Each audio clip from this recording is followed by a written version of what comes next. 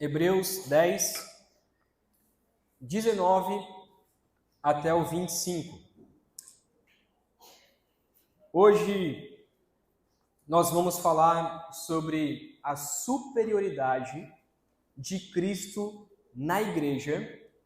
E se Cristo é superior na igreja, se Cristo é aquele que nós devemos exaltar, aquele que nós devemos adorar na igreja, como que nós, como igreja, devemos viver? Como que eu, como um cristão, como aquele que quer adorar a Cristo, devo viver, e como que a igreja neste local deve também viver. E também amanhã, então à noite, você está convidado para participar. Nós vamos falar sobre a superioridade da palavra, da Bíblia de Deus na igreja. Então, qual a importância que nós devemos dar à palavra de Deus em nossa igreja? Hebreus capítulo 10, 19 até o 25, se você achou, eu vou ler aqui a palavra de Deus, depois fazer uma oração. Diz assim a palavra de Deus: Portanto, irmãos, temos plena confiança para entrar no lugar santíssimo, pelo sangue de Jesus, por um novo e vivo caminho que ele nos abriu por meio do véu, isto é, do seu corpo. Temos, pois, um grande sacerdote sobre a casa de Deus. Sendo assim, aproximemo-nos de Deus com um coração sincero e com plena convicção de fé, tendo os corações aspergidos para nos purificar de uma consciência culpada, e tendo os nossos corpos lavados com água pura. 23. Apeguemo-nos com firmeza à esperança que professamos, pois aquele que prometeu é fiel. E consideremos uns aos outros para nos incentivarmos ao amor e às boas obras. Não deixemos de reunirmos como igreja, segundo o costume de alguns, mas procuremos encorajar-nos uns aos outros, ainda mais quando vocês veem que se aproxima o dia. Ó Pai querido, mais uma vez oramos ao Senhor na Tua presença, pedindo, ó Pai, que o Senhor fale aos nossos corações por meio da palavra. Cremos, ó Pai, que a Tua palavra é fiel, cremos que a Tua palavra fala ao nosso coração, cremos que a Bíblia é a própria palavra do Senhor, e é o Senhor quem fala aos nossos corações através dela e através da iluminação do Teu Santo Espírito. Por isso pedimos, ó Pai, que o Senhor abra os nossos corações, para que possamos não somente compreender aquilo que está escrito, mas também aplicar em nossas vidas e sermos transformados pelo Teu Santo Espírito. Ó Pai, pedimos que esta noite o Senhor nos dê atenção, que possamos prestar em cada palavra que será dita e que o Teu Santo Espírito nos ajude a transformar os nossos corações. Que Ele transforme a nossa vida. É o que oramos, em nome de Cristo. Amém. Infelizmente, muitos se dizem religiosos, né? Se você for perguntar para a maioria das pessoas se ela acredita em Deus, a maioria vai dizer que sim. Se você perguntar se aquela pessoa é católica, é evangélica ou alguma outra religião, a maioria do nosso Brasil vai falar que sim. A maioria do nosso Brasil se considera como um cristão, se considera como alguém que crê em Cristo Jesus, que crê que Jesus Cristo morreu e ressuscitou na cruz. Mas na prática, será que isso é verdade? Será que aqueles que se dizem cristãos realmente são cristãos? Há um tempo atrás, a gente escutava né, a seguinte frase: não, eu sou um católico não praticante. Né, o que é um católico não praticante? É aquele que se diz católico, mas não vai à missa, mas não vai, só vai de vez em quando nos festejos e vive a sua vida longe de Deus, longe de Cristo, faz o que quer da sua vida, mas no dia, por exemplo, da Páscoa, o que ele faz? Não come carne, come só peixe. Então é um católico não praticante. Infelizmente, hoje em dia, esse termo já pode ser puxado para os evangélicos. Eu sou um evangélico não praticante. Alguns até se dizem membros de uma igreja evangélica, mas de fato não pratica aquilo que a igreja evangélica diz. Não, quando tem um culto especial, eu vou. Quando tem alguma festa, quando tem alguma coisa diferente, aí eu participo. Mas ir à igreja todos os domingos, não, eu não tenho tempo para isso. Quando vão à igreja, quando de fato frequentam a igreja, muitos talvez só frequentam. Muitos talvez só estão ali, que a gente chama, né, de esquentando o banco. Né? Só estão sentados. Mas quantas pessoas dentro de uma igreja, de fato, participam da igreja? De fato, servem a igreja? De fato, estão ativos na igreja, procurando uma oportunidade para servir? Lá em São Paulo, já é costume, já é comum, porque tem várias igrejas, vários tipos de igrejas. As pessoas escolhem a igreja de acordo com o seu interesse. Ah, aquela igreja tem parede preta. Ah, então eu vou na igreja que tem parede preta. Ah, aquela igreja é mais tradicional. Ah, então eu vou na igreja que é mais tradicional. Ah, aquela igreja tem imagens. Ah, aquela igreja é permitido você fazer o que você quiser da sua vida e mesmo assim continuar na igreja. Ah, então eu vou nessa que eu posso fazer o que eu quiser da minha vida. Ah, aquela igreja tem um ministério infantil maravilhoso. Então eu vou naquela igreja. Ah, aquela outra igreja não tem ministério infantil. Então eu vou nessa outra igreja. Infelizmente, né, devido a uma grande diversidade de igrejas, as pessoas escolhem a que elas querem. Já é diferente aqui em Batalha. Aqui em Batalha, a igreja que tem é essa. E agora? O que a gente pode fazer? Ah, então agora eu sou obrigado a ir na PIB, eu sou obrigado a vir na primeira igreja batista. Não tem uma outra igreja? Talvez até tenha. Mas ainda assim, eu não posso escolher uma igreja por aquilo que a igreja pode me oferecer. Eu tenho que escolher uma igreja por aquilo que eu posso oferecer para aquela igreja. Aquela igreja prega a palavra de Deus? Sim. Aquela igreja é fiel à Escritura? Sim. Como que eu posso ajudar essa igreja? Muitas pessoas gostam de se esconder no meio da multidão. Querem uma igreja enorme para não ter que servir nesta igreja. Na plantação da igreja lá em Cocal, já passaram alguns que ficaram um tempo, poxa, ainda não tem ministério infantil, ainda não tem um louvor decente, ainda não tem uma coisa que possa me agradar, então eu já vou para outro lugar. Mas é uma plantação de igreja, é algo iniciando. A gente não pode escolher a igreja por aquilo que eu quero em uma igreja. Existem duas palavras, e essas duas palavras nos ajudam muito a entender a diferença entre uma pessoa que quer procurar uma igreja para servir ou uma diferença de uma pessoa que quer uma igreja simplesmente para ser servido. Essa diferença, duas palavras, existe a palavra congregação, que talvez seja mais costume, né? Eu congrego naquela igreja. E tem uma palavra que é um pouco diferente, que é a palavra agregação. Agregação. E talvez alguns, ao invés de congregarem na igreja, estão agregando na igreja. O que é isso? Agregação, imagina uma caixa de bombons. Você tem lá a caixa de bombons, a caixa de chocolate, né? Lá em São Paulo a gente chama bombom, que aqui seria bala, e aí, ao invés daquela caixa de chocolate da Nestlé ou da Garoto, sabe? Que ela tem vários tipos diferentes de chocolate. Imagina essa caixa.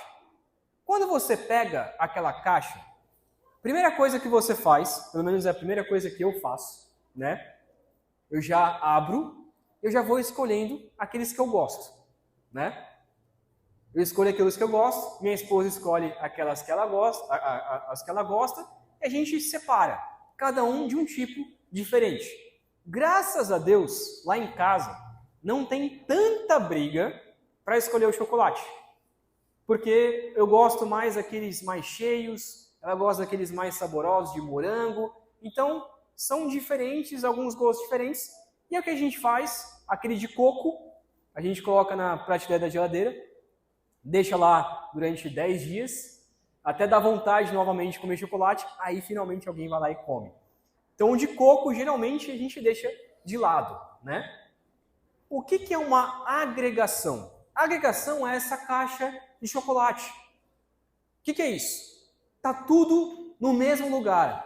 Tá tudo ali naquela caixa. E cada vez mais está diminuindo, né? Cada vez mais o chocolate é menor e vem menos chocolate, está menos gostoso.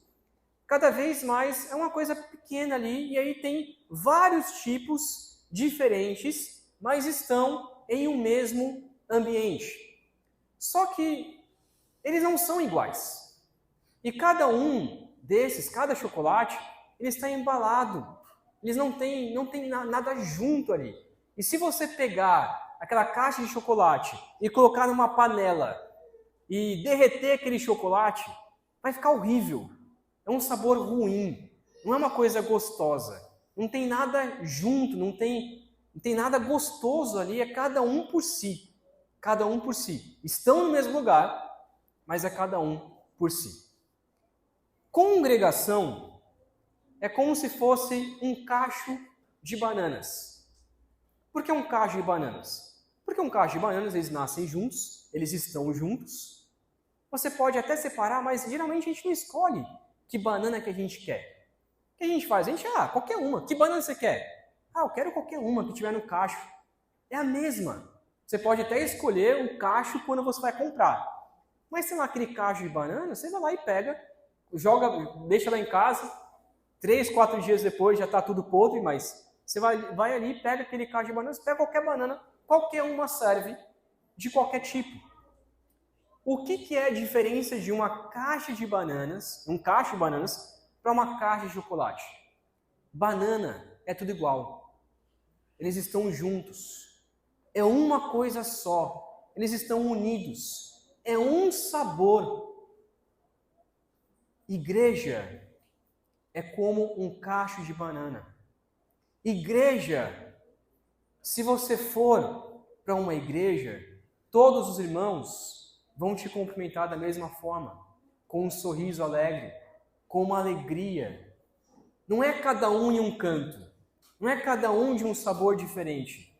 Todos têm uma unidade, todos têm um pensamento, todos pensam da mesma maneira, ainda que pensem de forma diferente, no sentido talvez da política, no sentido de outras coisas da vida, mas ainda assim, quando se fala sobre a palavra de Deus, todos dentro da igreja pensam da mesma forma. Tanto faz se você conversar com um irmão que é um pouco mais velho na igreja, um irmão um pouco mais novo, mas dentro da igreja todos pensam da mesma forma. Porque o que une uma igreja é Cristo Jesus. E todos nós estamos enraizados em Cristo Jesus. Por isso, congregar é diferente de agregar.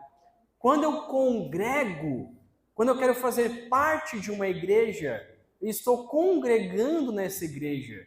Eu não posso só, eu estou ali, eu vou ali para agregar, para somar. Não, eu estou ali para multiplicar, eu estou ali para estar junto com aqueles irmãos, para ter o mesmo pensamento que aqueles irmãos. E o mesmo pensamento é a palavra de Deus. Se Cristo, então, for superior na igreja a algumas coisas que eu queria destacar desse texto, 3 pontos aqui, sobre o que o texto fala sobre congregar em uma igreja. Primeiro ponto, dos versículos 19 até o versículo 23, fala sobre que congregar deve mudar a nossa mentalidade, aquilo que eu penso. Congregar em uma igreja é o tirar aquilo que eu pensava antes, para agora pensar da maneira que a palavra de Deus me diz. Olha o que diz o versículo 19. Portanto, irmãos, temos plena confiança para entrar no lugar santíssimo pelo sangue de Jesus, por um novo e vivo caminho que ele nos abriu por meio do véu, isto é, o seu corpo. Temos, pois, um grande sacerdote sobre a casa de Deus. Sendo assim, aproximemo-nos de Deus com coração sincero e com plena convicção de fé, tendo os corações aspergidos para nos purificar de uma consciência culpada e tendo os nossos corpos lavados com água pura. Apeguemo-nos com firmeza à esperança que professamos, pois aquele que prometeu é fiel. O que esse texto está dizendo para nós? Que nós precisamos mudar a nossa mentalidade sobre o que é igreja. Igreja é muito mais do que um lugar que eu vou aos domingos, ou na quarta-feira, ou em qualquer culto, simplesmente para sentar e ouvir uma palavra. Igreja é muito mais do que, porque eu quero ir para ser abençoado durante a semana. Eu quero ir para uma igreja, porque se eu não for na igreja, aquela semana não vai ser abençoada. Eu quero ir para uma igreja porque eu quero resolver os problemas do meu casamento. Como muitos já passaram igrejas e eu já pastorei pessoas assim. Que a pessoa foi para a igreja porque queria resolver alguma coisa no seu casamento, queria resolver alguma coisa na sua família, queria resolver um problema financeiro. E aí, quando esse problema foi resolvido, a pessoa sai da igreja, e aí quando encontra na rua, fala assim: ô pastor, foi muito bom aquele tempo que eu passei na igreja, porque olha, resolveu minha vida, resolveu meu casamento, mas nunca mais pisou na igreja. Mas resolveu, viu? Foi muito bom. Igreja não é isso. Igreja não é para você receber uma bênção. Igreja não é para você simplesmente ser curado de alguma coisa. Igreja é muito mais do que essas coisas. Sim, o seu casamento pode ser resolvido. Sim, o seu problema financeiro pode ser resolvido. Sim, talvez você até seja curado por Deus. Mas igreja é muito mais do que um lugar que eu vou para receber uma bênção. Igreja, no Antigo Testamento, e é o que ele está mostrando para a gente aqui, no Antigo Testamento, o povo de Deus se reunia uma vez a semana, que era no sábado, onde eles paravam de trabalhar e cultuavam a Deus em seus lares, com as suas famílias. Mas como povo de Deus, no Antigo Testamento, os judeus, eles só se juntavam uma vez ao ano, que é o dia chamado Yom Kippur, que é o dia da expiação. Nesse dia da expiação, eles faziam um grande culto ao Senhor. E nesse dia, eles adoravam ao Senhor o dia inteiro, louvando a Deus, sacrificando cordeiros a Deus, para dizer: Deus expiou o nosso pecado por meio desses sacrifícios que fazemos ao Senhor. O texto que nós lemos hoje está dizendo que por meio de Cristo Jesus, nós não precisamos mais sacrificar um cordeiro. Por meio de Cristo Jesus, nós não precisamos mais separar um dia no ano para poder ir a um templo, sacrificar animais e finalmente então congregar com os meus irmãos. Os judeus esperavam o ano inteiro para esse dia especial.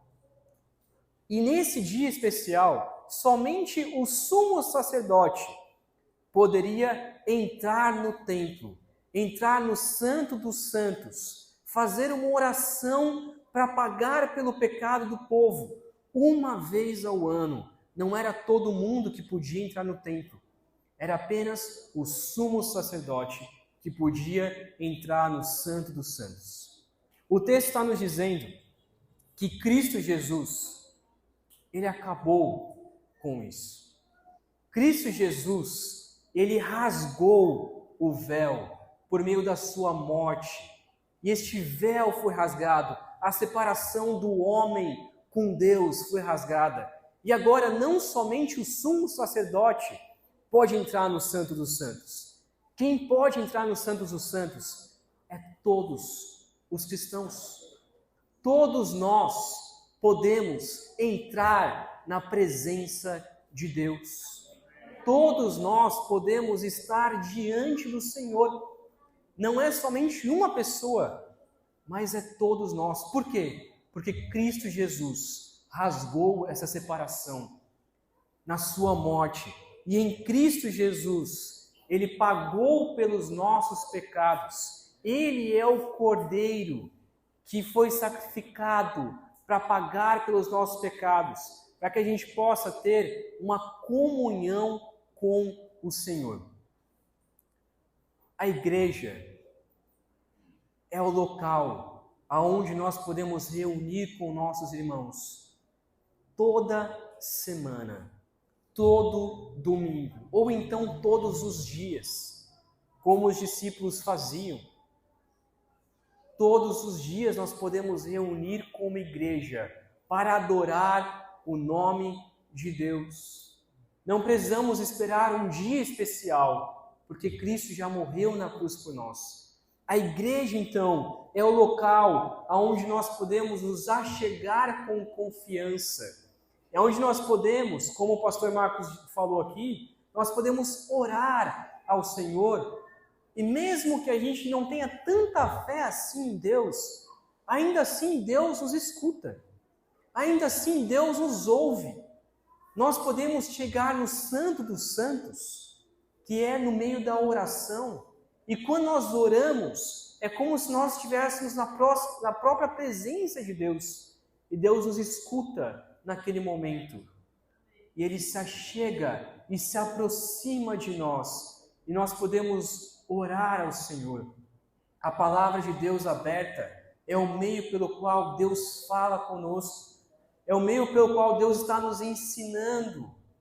E assim a igreja é o local onde nós podemos congregar com nossos irmãos e adorar aquele que vive eternamente, Cristo Jesus.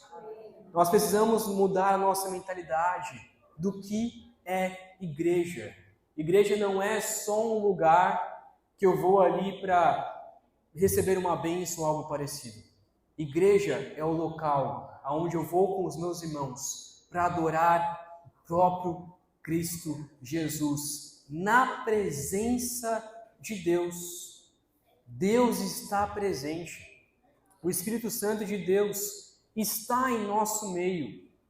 Não precisamos pensar que vamos orar, mas vamos ver se Deus vai ouvir. Não, Deus está ouvindo. E Deus está presente em todos os momentos que nós reunimos, seja em casa ou seja como igreja. A palavra de Deus, ela diz algumas coisas sobre a igreja. Primeiro, que a igreja é a noiva de Cristo. Nós somos a noiva de Cristo. E Efésios 5:25 diz que Cristo amou a igreja e se entregou por ela. 1 Pedro diz que nós somos o sacerdócio real de Deus. Todos nós podemos nos chegar a Deus. Todos nós podemos conversar com Deus. 1 Pedro também diz que nós somos o povo escolhido de Deus. Nós somos o corpo de Cristo, como diz 1 Coríntios. E nós somos, como diz João 15, nós somos o rebanho de ovelhas. E o Senhor é o nosso pastor. Precisamos então, primeiro, mudar a nossa mentalidade do que é igreja. Segundo, precisamos considerar os nossos irmãos. E então a segunda palavra é a palavra mentoria. Versículo 24 diz assim: e consideremos-nos uns aos outros para incentivarmos-nos no amor e as boas obras. Congregar significa ser discípulo e discipular. De que forma nós podemos mentorear uns aos outros? Primeiro, devemos incentivar no amor. Incentivar no amor é dizer para as pessoas que elas devem ser amáveis. E nós devemos ser amáveis umas com as outras. E ajudar as pessoas a também amar ao Senhor e amar umas às outras. Igreja não é lugar para ser egoísta. Igreja é lugar para amar cada pessoa diferente. Talvez lá fora da igreja você tenha até alguma briga com alguma pessoa, mas dentro da igreja, e ser igreja é amar cada pessoa como igual. Mesmo que a pessoa torça para o Corinthians e você torça para o Flamengo, mesmo que a pessoa torça... Corinthians, ninguém torce para o Corinthians mais hoje, né? Mesmo que a pessoa torça para o São Paulo, né? Torce para o São Paulo, e a outra torce para o Flamengo, mas tudo bem, dentro da igreja a gente se une. Dentro da igreja nós estamos unidos em Cristo Jesus, amando cada irmão, amando cada pessoa. Igreja é isso. Amar é incluir todas as pessoas no nosso meio. É desejar também que o maior pecador da nossa cidade esteja conosco. Lá na igreja, lá em Cocal, a gente já recebeu visita 2 vezes, né? Do nosso vizinho, e o nosso vizinho apareceu bem bêbado, né? Não sei quantos bêbados talvez já apareceram aqui, né, Pastor Marcos? E quando aparece um bêbado, toda a igreja fica meio desesperada, né? Poxa, vai atrapalhar o culto, o que a gente faz? Mas eu amo conversar com bêbado. Eu amo conversar com bêbado. Porque você vai conversando, ele vai sendo sincero, muitas vezes chora, muitas vezes abre o coração. Eu amo conversar com pessoas assim. Mas quando chega uma pessoa diferente na igreja, alguns já começam meio que, poxa, não queria que essa pessoa congregasse com a gente. Não queria que aquela pessoa estivesse no nosso meio. Pelo contrário, a igreja tem que ter o desejo de que todo mundo faça parte desta igreja. Tenho certeza que o pastor Marcos tem o desejo de que todos vocês aqui congreguem aqui. Todos vocês façam parte desta igreja. E este é o convite. Faça parte da igreja, porque esta igreja quer incentivar você a amar ao Senhor e a saber o que de fato é o amor. E não só incentivar no amor, mas também as boas obras. Essa igreja, uma igreja verdadeira, irmãos, querem que as outras pessoas pratiquem também boas obras. Se você sabe que alguém está pecando na sua igreja, que está com dificuldade, incentive essa pessoa a voltar e a praticar boas obras para a glória de Deus. Terceiro, versículo 25, diz então assim, e é talvez a parte mais importante aqui, diz assim: não deixemos de reunirmos como igreja, segundo o costume de alguns, mas encorajemo-nos uns aos outros, ainda mais quando vocês veem que se aproxima o dia. Congregar significa tornar membro de uma igreja, mas não só ser batizado, passar por uma classe de batismo e simplesmente, agora eu tenho meu título de membresia. Não é só isso. Congregar é o não deixar de me reunir com a minha igreja. É o frequentar o culto todos os domingos, todos os dias que tem culto na igreja, e fazer da igreja a minha segunda casa. Tem um pastor que gosta de dizer uma frase que diz assim: a igreja é uma grande família e uma família é uma pequena igreja. Esse é o real significado de uma igreja. A igreja é uma grande família. Todos nós fazemos parte de uma família. Existe a igreja universal, e aqui universal, não estou falando da igreja universal que nós conhecemos, mas a igreja universal da qual todos os cristãos fazem parte. Então, eu mesmo sendo da igreja lá de Cocal, eu faço parte da mesma igreja do pastor Marcos, faço parte da mesma igreja da Lunário de Adelson, e eles fazem parte dessa mesma igreja aqui com vocês. Ah, mas eles estão em outro lugar, mas fazemos parte de uma mesma igreja. E essa igreja é a igreja de Cristo Jesus. No entanto, nós também devemos fazer parte de uma igreja local. E essa igreja local será a sua família. Será a sua família também. Você vai ter novos irmãos, você vai ter pessoas que, com o tempo, você vai considerar até como pai, até como mãe. Outros considerando até como filho. Esse é meu filho na fé, como Paulo diz a Timóteo. O meu filho na fé. E assim a igreja ela vai se tornando então o seu segundo lar. E se algum irmão se perder e sair de perto da família, nós não devemos agradecer por isso, né? A glória a Deus que aquele irmão saiu, não aguentava mais. Não, a gente tem que chorar. Você não se alegra porque alguém deixou de ser o seu irmão. Pelo contrário, você chora, você vai atrás, você busca, você procura aquela pessoa para que ela volte para ser membro da sua família. Talvez esses 20 anos aqui, esses 13 anos como de fato igreja, talvez em todo esse tempo de ministério, muita pessoa deve ter passado por aqui. Talvez você passou por essa igreja há um tempo e não está mais aqui. E eu quero te convidar, volte para a igreja, volte a congregar, volte a fazer parte da igreja e encoraje as outras pessoas a procurarem a igreja, a viverem a igreja. Tem uma ilustração que eu sempre gosto de contar, de um pastor lá de Botucatu, uma cidade a qual eu morei por um tempo. E quando eu morei nessa cidade, por quase 2 anos, eu me desviei. Eu simplesmente deixei de viver o evangelho. Fui trabalhar numa pizzaria, e aí estava terminando o 3º ano da escola, conheci alguns colegas, e aí vivi minha vida longe de Deus. E aí, pela graça de Deus, mas também meu pai, já muito sábio, né? Ele alugou uma casa pra gente, do lado de uma igreja, parede com parede. Naquela época que ele alugou a casa, era uma igreja daquelas bem animadas, né? Para não dizer o nome. Mas quando a gente mudou, essa igreja saiu, ficou um tempo sem igreja, e de repente mudou uma igreja para lá, uma igreja presbiteriana.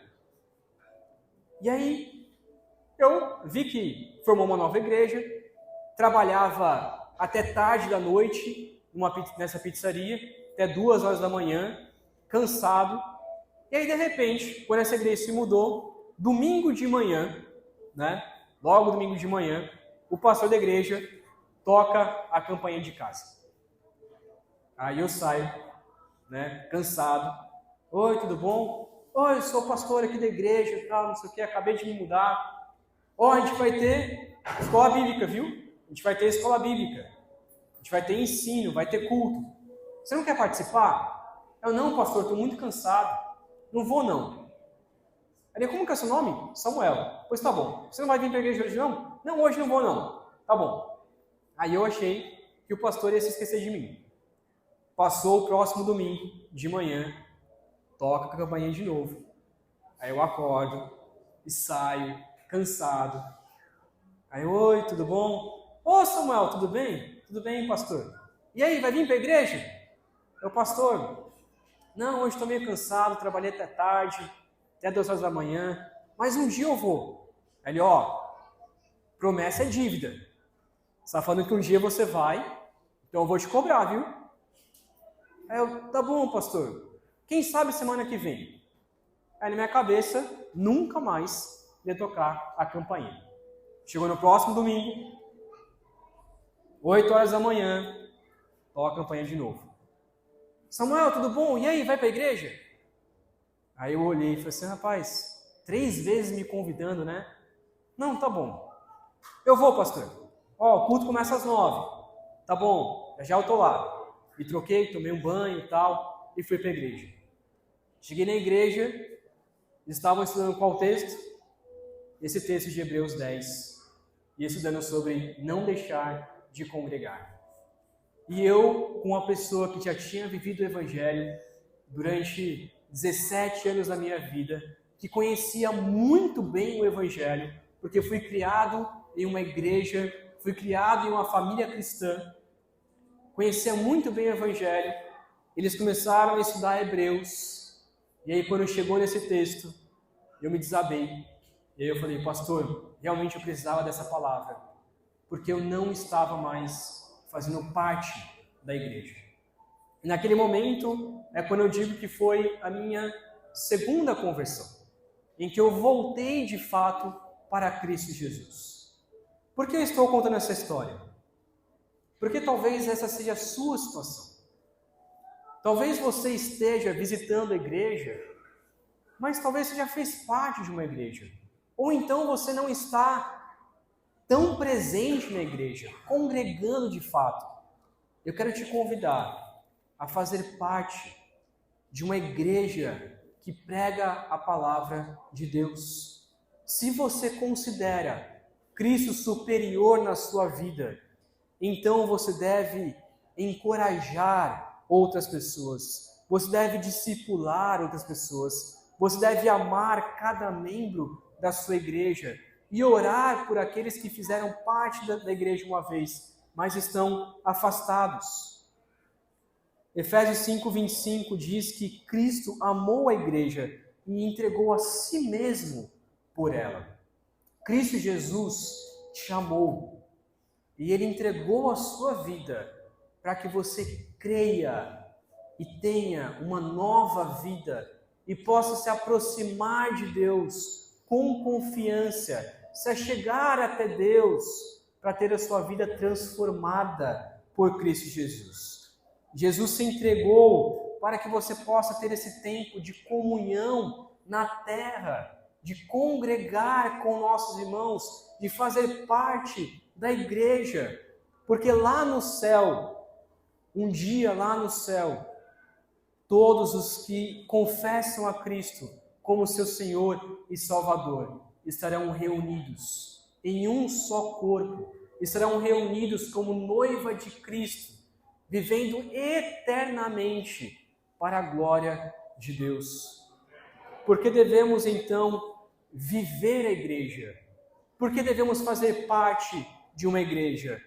A última frase do versículo 25 diz assim: ele diz, segundo o costume de alguns, mas procuremos encorajar-nos uns aos outros, ainda mais quando vocês veem que o dia se aproxima. Que dia é esse? Esse é o dia final. Esse é o dia que Cristo Jesus voltará. E talvez Jesus possa voltar ainda hoje. Ou talvez Jesus possa voltar amanhã, ou na próxima semana, ou talvez daqui a 5, 10 anos. A gente não sabe o dia que Jesus volta, mas será um dia iminente.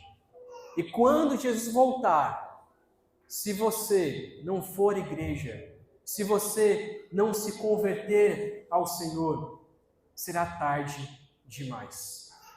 Se você não crer, não entregar a sua vida a Cristo Jesus, será tarde demais.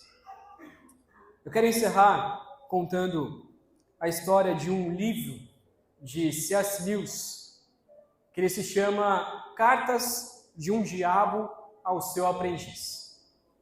Nesse livro, é bem interessante, eu te convido a ler. Chega uma hora que a história, na verdade, ele é de um demônio, né, uma história fictícia, ele é de um demônio que está ensinando o seu sobrinho, como se o demônio tivesse sobrinho, né? E esse demônio está ensinando para o seu sobrinho demônio a como enganar as pessoas para que elas não creiam em Cristo Jesus. E aí esse demônio, ele é responsável por uma pessoa. Então, ele é responsável para que aquela pessoa não creia em Cristo. Mas aquela pessoa crê em Cristo Jesus. E depois que ela crê em Cristo Jesus, o demônio fala então para o seu sobrinho, né? Diz assim: já que o seu cristão, ele de fato agora crê em Cristo Jesus, então a nossa estratégia agora não vai ser afastar aquela pessoa da igreja, mas vai ser deixar aquela pessoa dentro da igreja, mas de uma forma que ela não faça nada. Ela não vai orar, ela não vai ler a Bíblia, ela não vai fazer nada. Ela vai simplesmente viver um evangelho morno. Sabe o que o demônio quer? Muitas vezes, sabe o que o diabo quer? Muitas vezes para a sua vida? Ele não te quer afastado da igreja. Ele não te quer longe da igreja. Mas ele quer colocar coisas na sua mente para que você viva uma mornidão. Para que você viva um falso evangelho. Talvez você vai sentar nessa cadeira. Talvez você vai ouvir a pregação. Talvez você vai até cantar alguns louvores. Mas você vai chegar em casa e tudo aquilo que você fez esse domingo não valeu de nada. Você vai ligar a TV, vai assistir Fantástico, nem sei mais o que passa hoje em dia, no domingo, mas você vai ver lá o resultado dos jogos, vai ver que o Flamengo ganhou de 6-1, né? E aí, acabou tudo aquilo que você aprendeu naquele domingo, não serve mais de nada. E aí, com o tempo, chega no outro dia, é o estresse do trabalho, é o estresse da vida, e tudo que você escutou na igreja entrou por um ouvido e saiu pelo outro. O diabo, muitas vezes, te quer na igreja, mas te quer de uma forma que não faça diferença alguma. Mas o que Deus quer não é que você agregue em uma igreja, mas é que você faça parte da igreja. É que você se reúna com os irmãos para louvar a Deus. É que você faça parte desta igreja para evangelizar, para pregar o evangelho, para ser transformado por Cristo Jesus.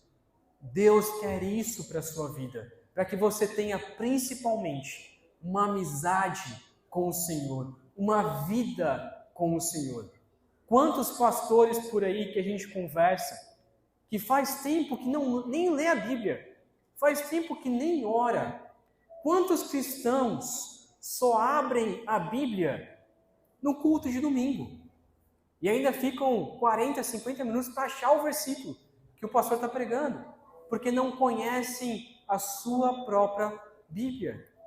Quantos cristãos nem oram em seus lares, nem oram em casa? Isso é o que o diabo quer, mas o que Deus quer é que você tenha uma vida em abundância, é que você se aproxime de Deus, é que você viva uma vida com o Senhor, é que você converse com Ele, é que você escute a palavra de Deus, escute a voz de Deus por meio da sua palavra, é que você viva a igreja, o verdadeiro evangelho. É isso que Deus quer para a sua vida. Amém? Vamos orar? Ó Pai querido, obrigado, meu Deus, porque esta igreja tem sido fiel ao Senhor e tem buscado pregar o verdadeiro evangelho e ser igreja. Eu te peço, ó Pai, por todos os que estão aqui, aqueles que não fazem parte ainda dessa igreja, que o Senhor toque em seus corações para procurar depois o pastor Marcos, dizer: pastor, eu quero me congregar, eu quero fazer parte, eu quero conhecer mais o evangelho, eu quero viver o evangelho, eu quero entender o que é isso, eu quero entender quem é Cristo Jesus, eu ainda não conheço. Ó Pai, toque no coração de cada um, para que cada pessoa aqui que ainda não é um verdadeiro convertido, se converta ao Senhor. Também te peço por aqueles, ó Pai, que até estão na igreja, mas estão em uma mornidão, estão, ó Pai, como se a onda o levasse de um lado para o outro.